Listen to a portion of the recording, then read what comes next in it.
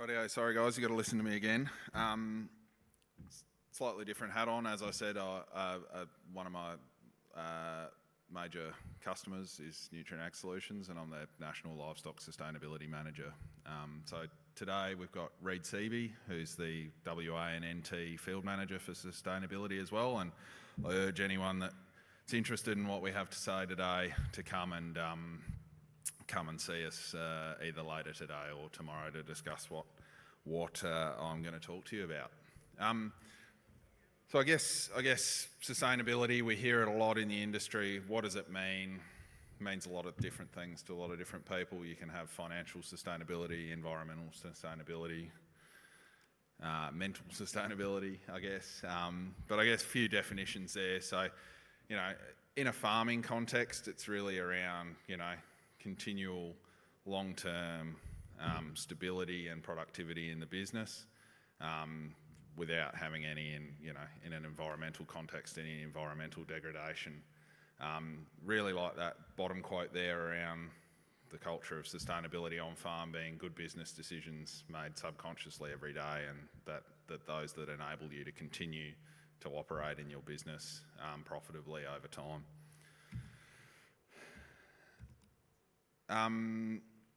Rightio. I'm going to flick through a few slides here because we've got a slightly different presentation than should have been. So I guess when we think about sustainability, there's a number of different areas, and these are the ones that we think about.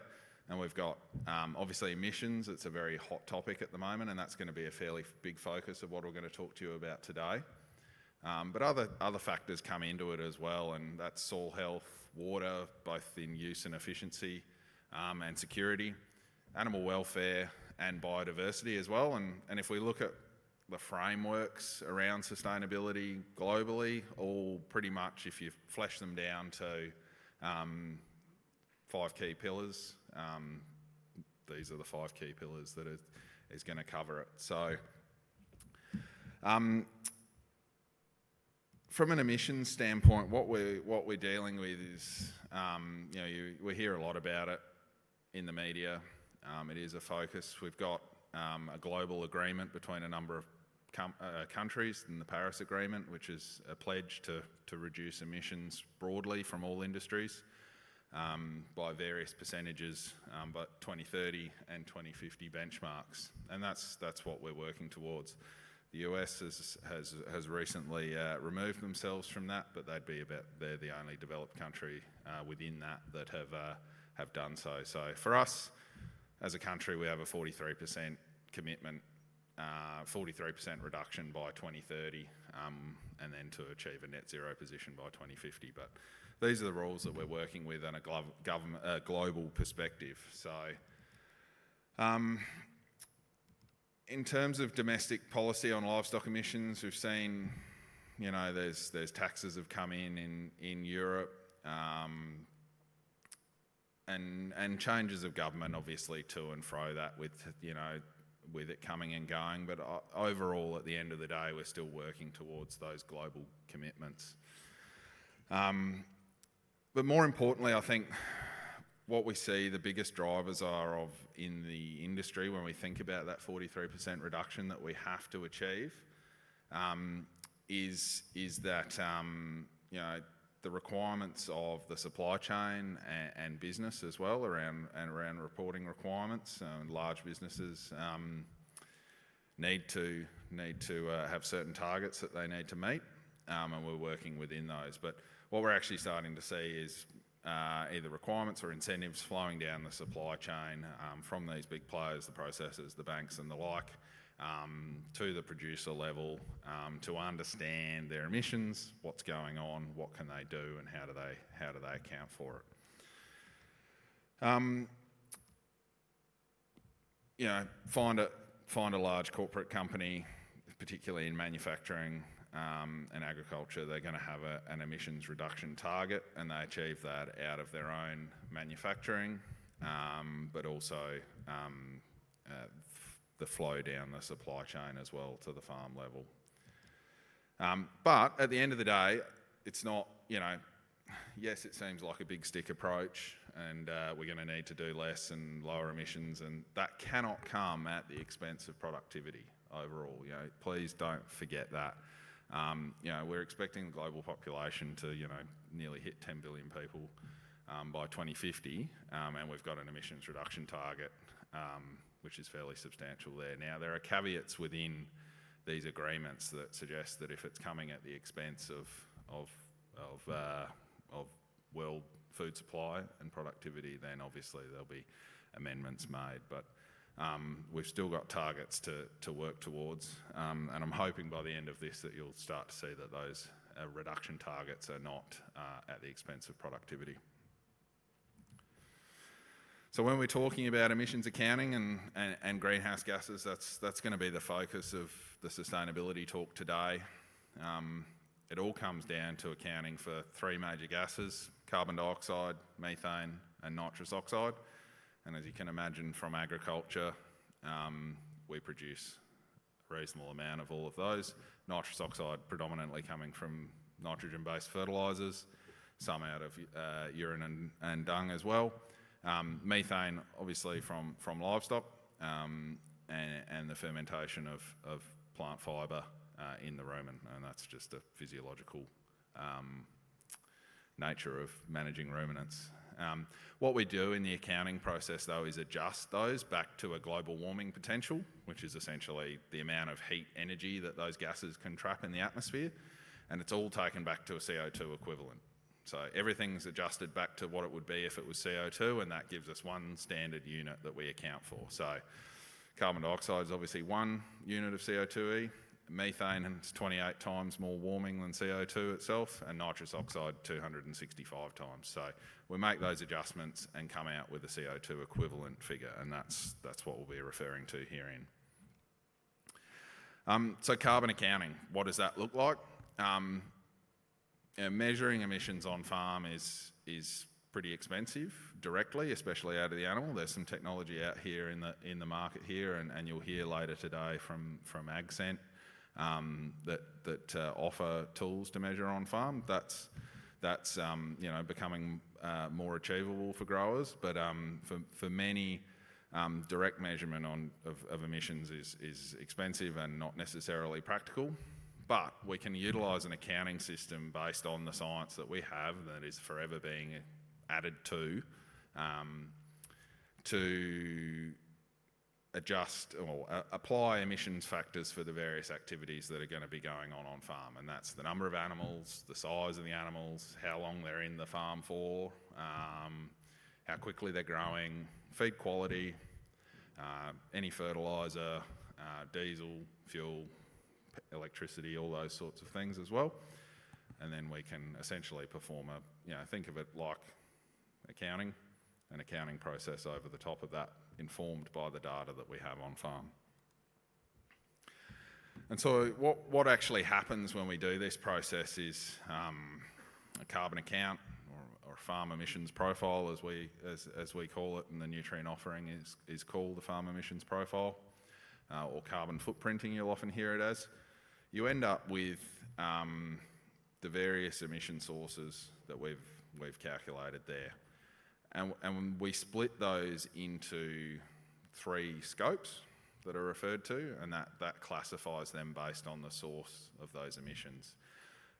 Firstly, scope 1, so that's the direct stuff that's happening on and within the business boundary, and so that's going to be any fertiliser that you use, emissions from the animals that you're running at that period of time, and that's all based on number of stock, period of time, size of the animal. We know that methane is produced. We know that there's a strong relationship between methane and dry matter intake. So we know that an animal of X size eating X quality feed eats this much feed, it's going to produce this much methane, and that gives us that enteric methane number down the bottom there. So that's the direct stuff happening in the farm. Scope 2 is electricity, and it doesn't matter whether you're in a farm business or making glass bottles or making hamburgers. Scope 2 is electricity. Scope 3 is the stuff that happens pre and post farm gate. So that means purchased livestock, That's the emissions that were associated with those animals before they came into your farm business.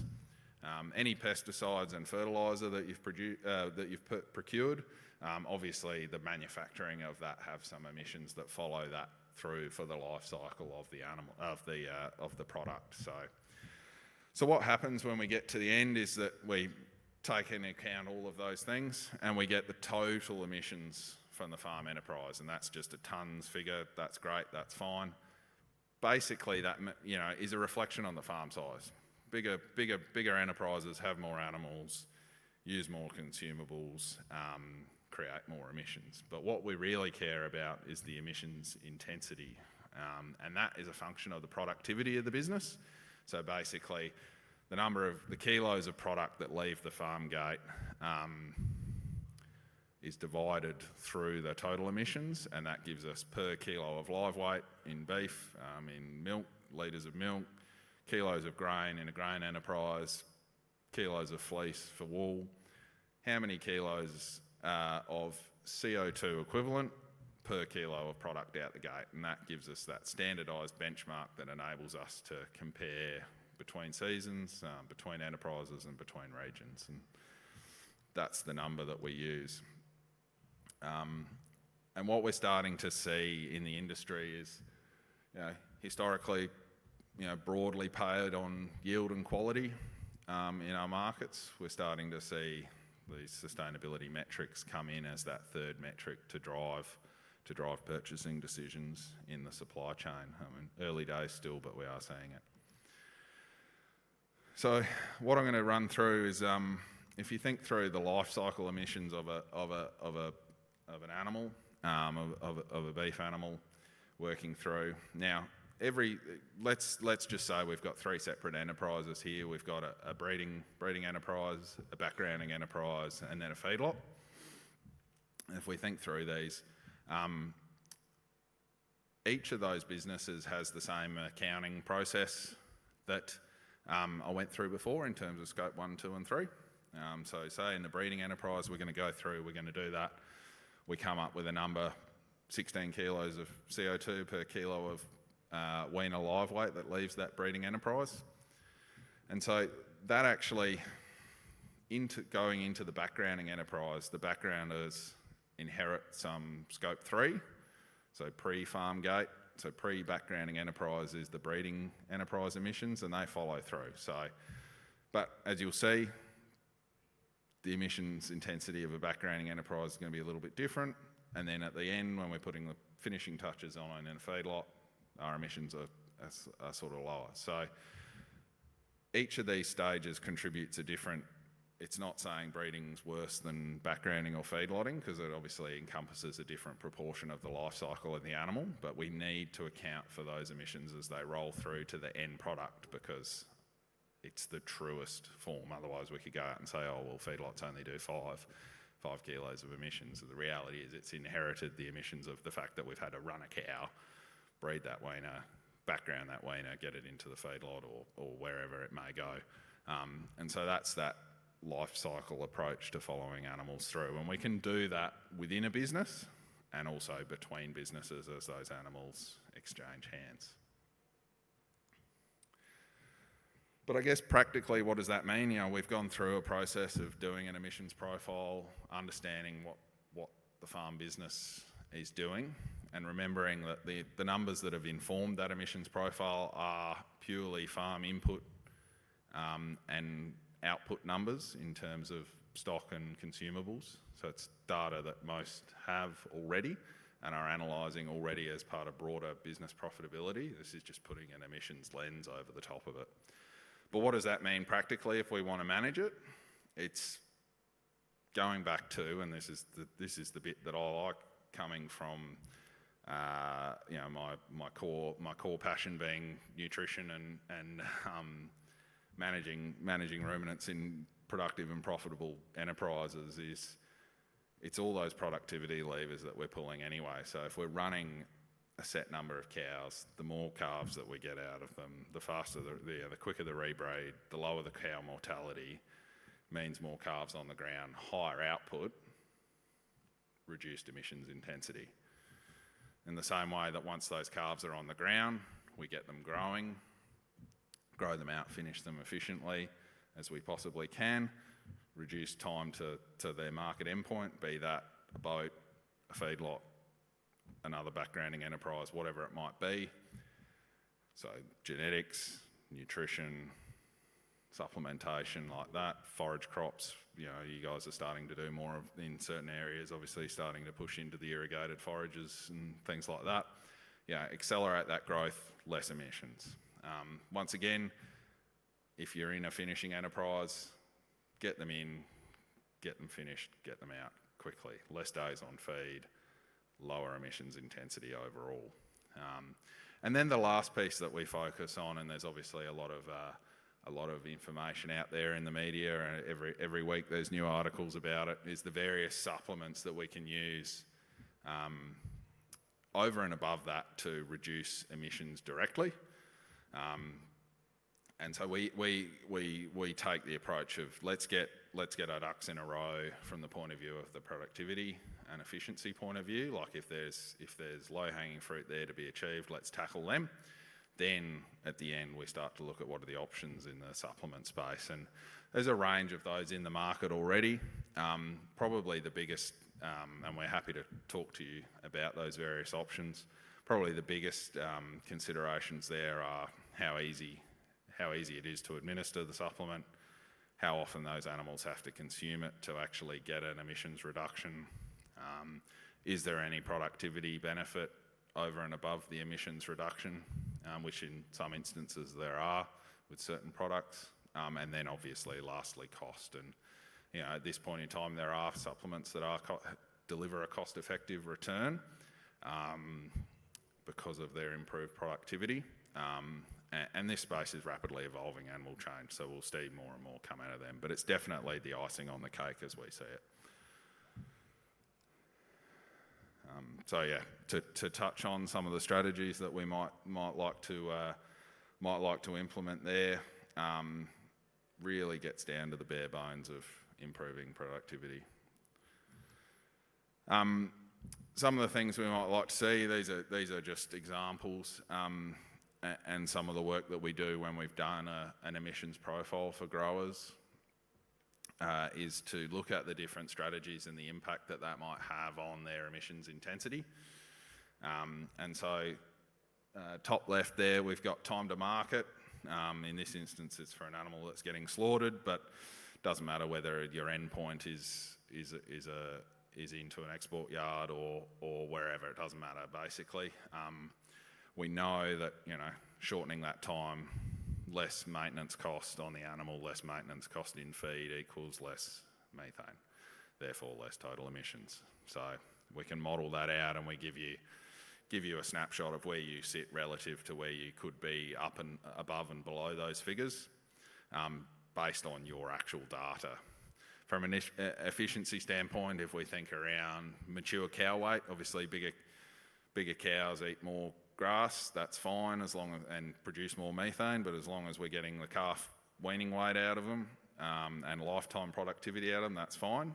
But we want to start looking at those metrics, and the data that we input gives us that. So we get a weaning weight efficiency figure based on the weight of the calf relative to the mature weight of the cow.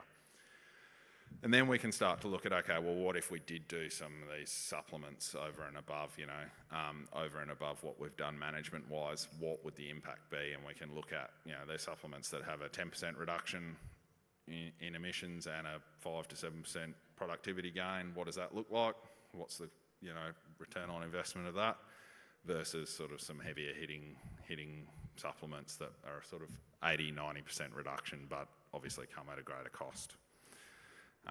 We're working with a number of partners in the industry to piece that value proposition out in those supplements, and again chasing premiums in the market for that reduced. If you're going to go to the investment of using a supplement that reduces emissions by 70, 80%, we want to make sure that you're getting paid for that reduction, and so really working on that use case there. The farm emissions profiling process as delivered by Nutrien, there's the data collection process is pretty straightforward. As I said, it's all the stuff around stock numbers, weights, turn off, sales, input, stuff everyone's got.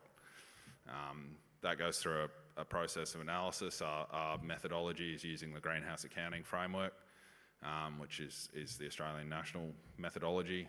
Our process of data collection and processing has been verified by a third party, so it's all above board. You then receive a comprehensive report outlining everything that's going on in the business, and some recommendations around some of the things that might be possible to change and what the impacts of that might be. The reporting period, we can do rolling averages, but typically work on a sort of 12-month period, working with people on becoming a sort of standard part of their monitoring and their business. Every 12 months you do that, similar to your tax or your benchmarking, all under confidentiality agreement, of course.